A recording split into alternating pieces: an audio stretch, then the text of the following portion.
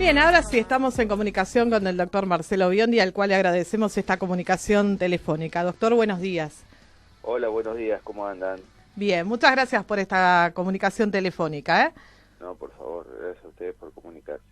Bueno, lo primero que le queremos preguntar, porque es un caso que es controvertido porque las pericias dan completamente disímiles entre una parte y la otra, pero en primer lugar lo que le quería preguntar es que si usted planteó la recusación del juez de la causa. Sí, el viernes pasado, bueno, en algo insólito en tantos años de experiencia y de causas, desde el particular damnificado, como defensor lo hice en muchas oportunidades, pero el particular damnificado es la primera vez que recusé al juez de garantías. Y uno de los Sí, lo recusé al juez de garantías porque considero que perdió la imparcialidad en virtud de que hay una presentación bastante escueta y precaria de pedido de prisión domiciliaria para el caso que se dicte la prisión preventiva, donde se argumenta una cuestión de depresión o un tema de salud de parte de la defensa para el imputado Castiñeiras, y me pareció que lo correcto era no ir a la audiencia que se fije con una pericia de parte, de un perito de parte, dado que uno, más allá del profesionalismo, todos los profesionales que intervienen en las causas penales, uno a veces también le toca estar del otro lado y tener perito de parte, ¿no?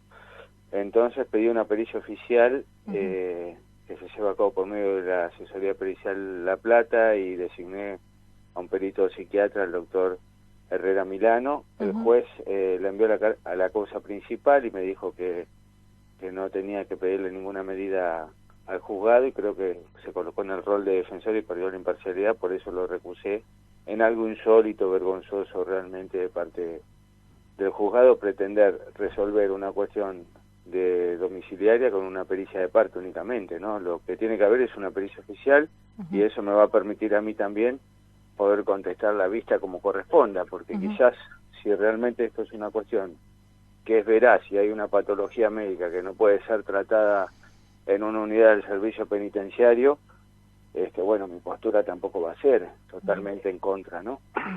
Pero bueno, quiero que sea algo objetivo, imparcial, ¿no? Que sea, que tenga la desconfianza de que pueda estar orientado hacia un solo objetivo o lugar, que sería la pericia de parte de la defensa. Me parece que lo justo, lo que resguarda el debido proceso, el derecho a la tutela efectiva y el derecho de las víctimas, es una pericia oficial.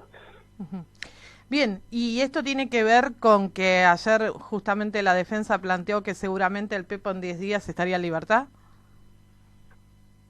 No, tiene que ver, o sea, yo me manejo como en todas las causas cuando me toca ser defensor o representante del damnificado, por lo que consta en el expediente. En el expediente lo único que hay es un planteo para el caso que se le dicte la prisión preventiva, de morigerar esa prisión preventiva con una prisión domiciliaria por un tema de salud psicológica, psiquiátrica. Entonces, bueno, en base a eso, considero que para poder expedirme en la vista pertinente necesito una pericia imparcial, que sería una pericia oficial. Bien, doctor, y con respecto al tema de las pericias que se hicieron, creo que el último viernes, si no estoy equivocada, en el cual arrojaron resultados disímiles. El perito oficial dijo que Pepo manejaba 130 kilómetros por hora, ustedes plantearon otra velocidad y el defensor planteó entre 80 y 90 kilómetros por hora. ¿Por qué esta pericia resultó tan disímil entre una postura y la otra? Sí, pero ese es un dato falso, doctora, que usted tiene. Ah, perdón. Esto, perdóneme. No la tengo que perdonar de nada, por el contrario. Esto justamente era lo que había salido. Tengo que informar lo que consta en el expediente. Sí, cómo no. Hubo pericias la semana pasada, por un lado la pericia que se realizó en el laboratorio de Munro, donde se analizó nuevamente la muestra de sangre de Castiñeiras y de orina, que dio un resultado positivo de 0.5 de alcohol en sangre, con la presencia de la defensa y del perito de la defensa, que avalaron ese procedimiento, incluso públicamente manifestaron que el resultado estaba dentro de los límites permitidos para la conducción de vehículos particulares en 0.5 de alcohol en sangre. Lo que omitieron es que hay una proyección que hay que hacer las casi 5 horas claro. donde se hizo la extracción, porque se negó a la extracción voluntaria Castiñeira. ¿Y eso lo puede hacer? ¿Negarse a sacarse sangre?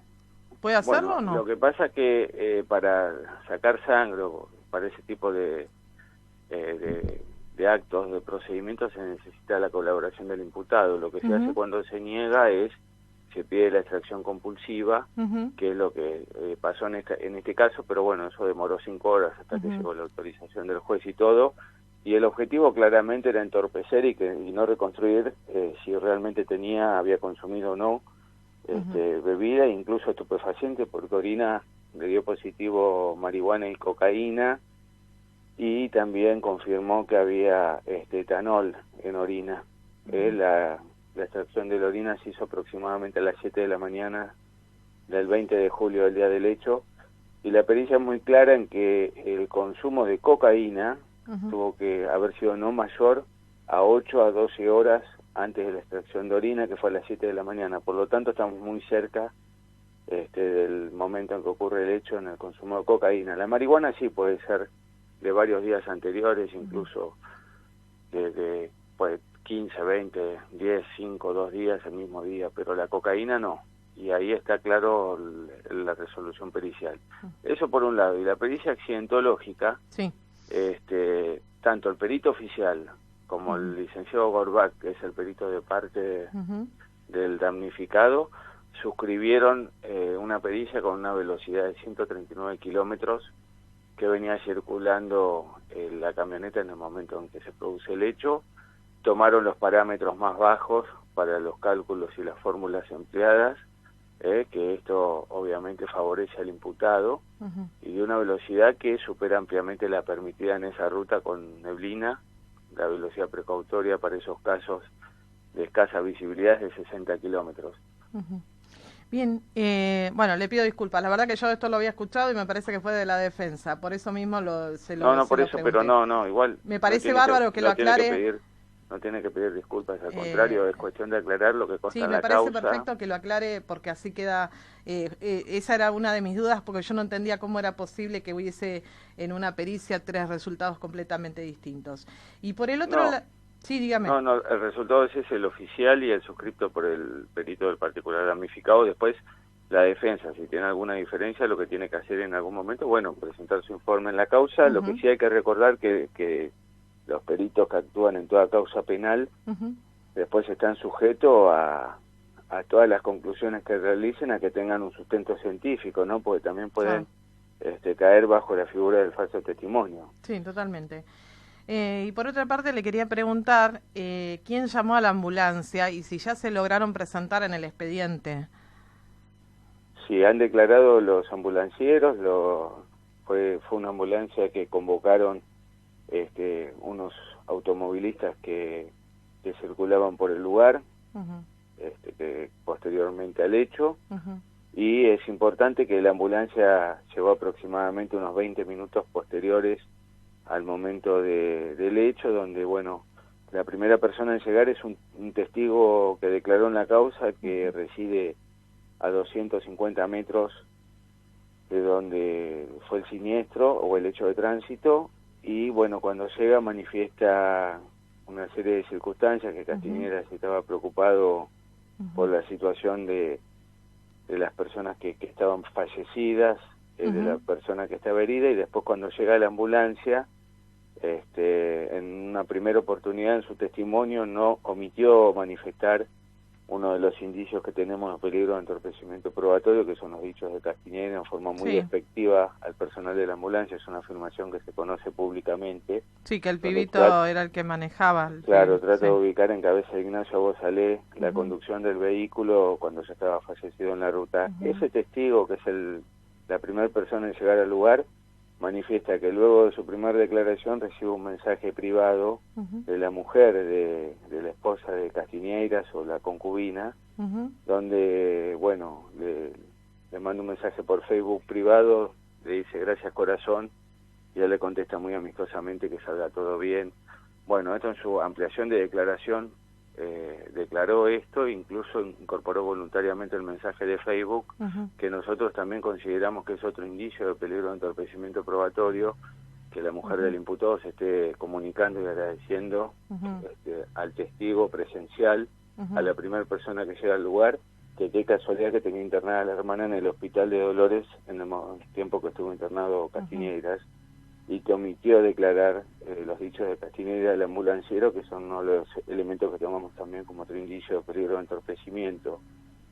A eso le tenemos que sumar la negativa de extracción voluntaria de sangre, que es otro indicio de entorpecimiento, con el fin justamente de que no dé la pericia los resultados que se puedan reconstruir de acuerdo a si había consumido alcohol y estupefacientes, como declaró la sobreviviente, que venía tomando vodka mientras conducía en el momento del hecho.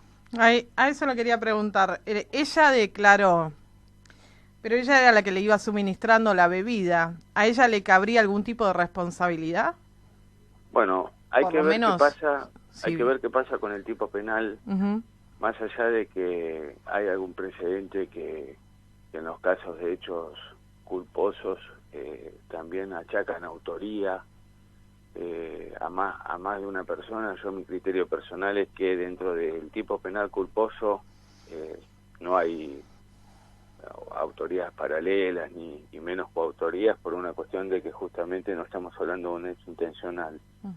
Pero más allá de eso, hay que ver con toda la prueba que se colecte, si no ampliamos como acusación principal, de acuerdo a los fallos actuales, que el hecho de venir circulando a 139 kilómetros en una ruta con neblina, con visibilidad cero, a 80 kilómetros más del permitido, habiendo consumido y tomando mientras conducía alcohol, también habiendo consumido cocaína, esta persona no se representó la posibilidad de este hecho y sin embargo fue indiferente, incluso podría haber perdido él también la vida. Es decir, estamos ante una situación donde está acreditado hasta la propia autodestrucción de la persona, porque podría haber perdido también la vida. Entonces hay que ver si, y vamos a analizarlo seriamente, si llegamos a acusar por lo menos del particular damnificado, ampliando obviamente las indagatorias para que se le hagan conocer todos los hechos como acusación principal, un doble homicidio siempre con dolo eventual, y en subsidio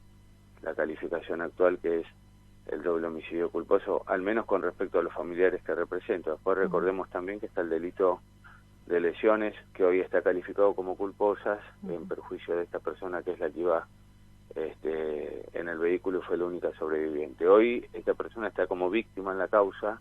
Esto no quita que, bueno, de lo largo de la investigación pueda cambiar su situación. Lo que sí es cierto es que Castiñeiras tiene un dominio como jefe, como uno de los jefes y como líder de la agrupación sobre el resto de las personas, ¿no? Si Castiñeiras te pide que le sirvas vodka mientras va conduciendo, nadie se iba a negar. Usted es abogado de dos de las familias, y usted, ¿cuál es su análisis que hace con respecto a este recital solidario que pretende hacerse en beneficio de los familiares de los damnificados? Bueno, ya me han manifestado las familias que piden, por favor, respeto, ¿no? Claro. Respeto a su dolor, respeto a familias que quedaron destruidas, a hijos chiquitos que quedaron sin padres, a un bebé que viene en camino. Piden respeto, piden que se cese esta cuestión comercial de recitales, de canciones que estaría escribiendo esta persona. No quieren respeto y obviamente no están de acuerdo bajo ningún punto de vista en ese tipo de manifestaciones, que a mí personalmente me parecen inoportunas, ¿no? Porque es una situación de mucho dolor para las personas que perdieron sus seres queridos, ¿no? De esta manera encima.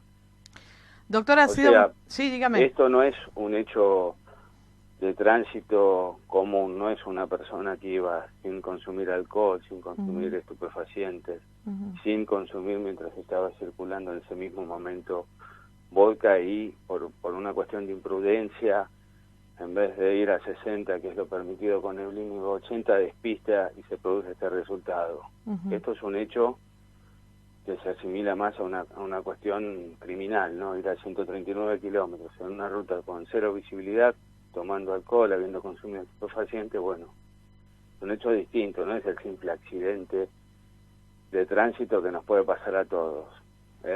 ¿Él seguía consumiendo o había tenido una recaída? Porque eso tampoco quedó claro. Bueno, de las declaraciones testimoniales que hay en la causa, había vuelto con todo al consumo a partir del mes de enero de este año. Y de las medidas de prueba que ustedes plantearon, además de los testimoniales, ¿han planteado alguna otra medida más? Sí, tenemos medidas que están solicitadas, periciales, y vamos a presentar nuevas medidas, que estoy esperando que se defina la cuestión de la prisión preventiva y toda la cuestión esa del incidente que va a tratarse posteriormente, incluso, bueno, también la recusación del juez, si queda o no en la causa, y hay algunas medidas que vamos a presentar que tienen que ver con reconstruir los momentos de esas primeras 24 horas en el Hospital de Dolores.